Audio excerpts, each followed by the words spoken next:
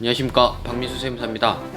오늘 저번 시간에 이어서 저번 시간에 제가 찍었던 내용이 팔아서 상속을 할 것이냐 아니면 상속 후에 팔 것이냐에 대한 세금 차이였는데, 이 영상을 보시고 이제 이거는 상속이니까 꼭 죽어서 해야 되냐 이렇게 물어보신 분이 있어가지고 좀 생전에 할 수 있는 방법에 대해서 좀 설명드릴 건데, 이건 좀 생소하실 수도 있을 것 같아요.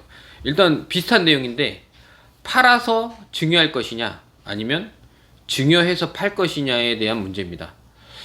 이게 프로세스는 상속과 동일한데, 결론적으로 팔아서 증여를 하는 경우에는 팔 때 양도소득세를 내야 되고, 증여할 때 증여세를 내기 때문에 저번 사례처럼 50억에서 양도세 빠지고 증여세 빠지면 뭐 절반도 안 남는 결과가 나옵니다.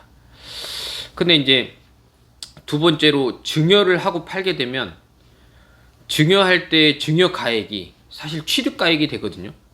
그러면 이 취득가액 가지고 양도 시점이 가깝다고 하면, 뭐 3개월 내라고 하면 극단적으로 양도세는 없거든요.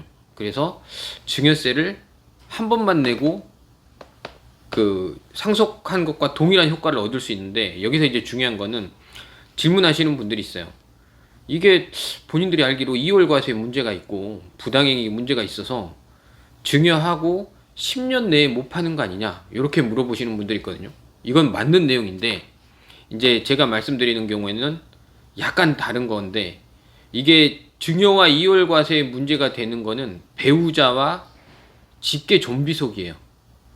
그러면 배우자와 직계 존비속이 아닌 경우에는 이월과세의 문제가 발생하진 않습니다. 이제 여기에서 단서조항은, 예를 들어서 배우자와 직계 존비속 아닌데 내가 줄 수 있는 사람 누가 있을까 생각해 보시면 며느리나 사위예요. 이 사람들은 배우자도 아니고 직계 존비속에 해당은 안 됩니다. 근데 내가 딸을 주고 싶은데 사위한테 줘서 판다. 그럼 이 돈은 사위 돈이 되겠죠?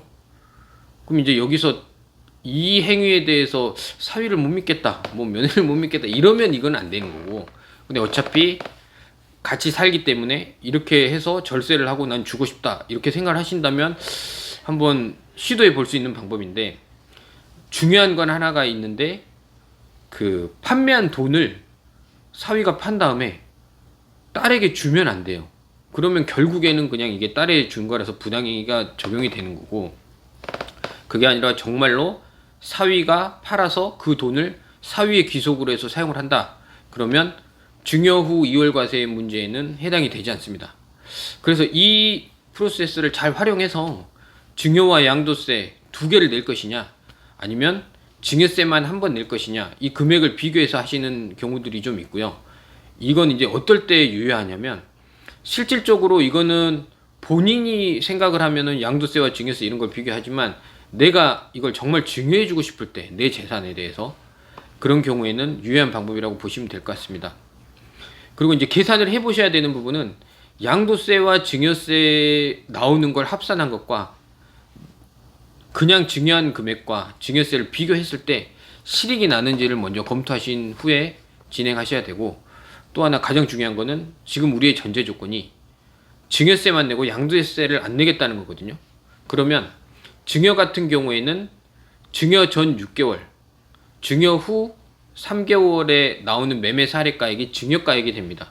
그래서 증여하고 양도할 때는 정말 이 물건을 양도할 거를 결정을 하고, 증여하고 3개월 내에 이 물건을 팔았을 때는 양도세는 발생하지 않는다. 이 조건들이 맞았을 때 이건 진행하시는 겁니다. 그래서 자녀에게서 증여해서 증여 후 양도 이월과세에 대한 이런 부분들이 걱정되신 분이라면, 며느리와 사위가 믿음직스럽고 뭐 믿음이 간다고 하면 이 방법도 절세에 큰 도움이 될 것 같아서 소개를 좀 드렸습니다.